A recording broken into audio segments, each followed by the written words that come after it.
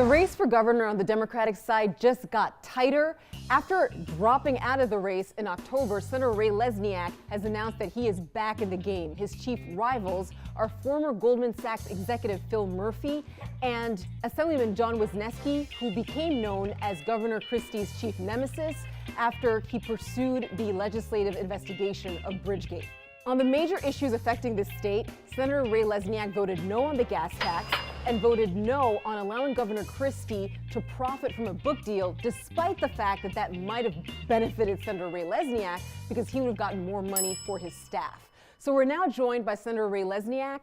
Senator, back in October, you said that a head-to-head race with Phil Murphy would be impossible because he was infusing the campaign with $10 million. What changed your mind? I decided that the possible was possible. I could not just lay back and let this state become more unaffordable to our citizens. And the only person who can reform and restructure our government to make it affordable is the governor. A legislator can't do that. Phil Murphy's not going to do that. I want to do that. We have to do that. And that's why I'm going for broke. We talked about this a little bit on the radio this morning. You're really covering all the bases. I mean, you sound relatively conservative when you talk about affordability. You know, I asked you the question about what Democrat will have the courage to have a conversation with the unions about how do you get to a point where everything is sustainable, because it's not now. What are you going to do on day one? Okay, first of all, by the way, I'm a liberal. I'm a progressive. Nice try, Bill. He's staying blue.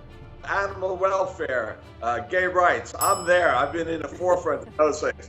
But transcending all of those issues is affordability. If you can't have a state that's affordable for most of our residents, those issues have to take a back seat. So my first day, I'm going to have a controller of education. That's where all the money is spent. I know of hundreds of millions of dollars that has been reported to the Department of Education of unauthorized spending, wasteful spending, does not get into the classroom, and goes nowhere. We spend 3 to 10 times more than any other state in road construction. That on top of it, you have this pork panel that's going to decide on a political basis what projects get funded. How do you beat a guy that is essentially John Corzine take two, that's already committed to putting $10 million in? Actually, he's got John Corzine plus. But you go directly to the voters through social media, shows like you. By the way, is Jeb Bush going to be sworn in as our next president? How about Hillary Clinton? It's not all about money. It's not all about political organizations. Politics has changed. People want a voice in government, and I'll give them that voice. Are you basically the Trump of this race for governor in New Jersey? Please don't do that to me. What I am is someone who is going to deal directly to the public and have a grassroots uprising to reform and restructure government. Now, with all due respect to a grassroots campaign that very well could gain a lot of traction here, Phil Murphy's already been endorsed by a lot of unions. In New Jersey, the CWA recently backed him.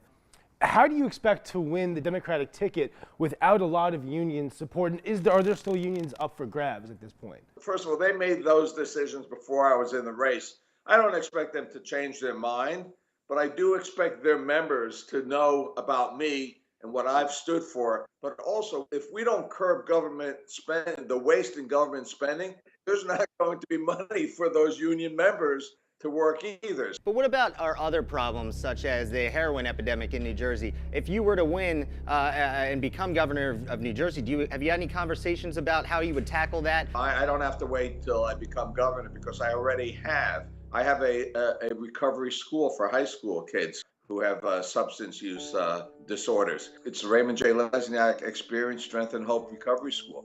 I expanded drug court so that folks who have drug offenses get treatment instead of going to prison. I have a legislation in to curb this excessive opioid prescription use that leads to heroin overdoses. So I don't have to wait for the governor to do that. I'm already doing it. All right, Ray, serious question. Will there be an official gubernatorial cowbell if you win?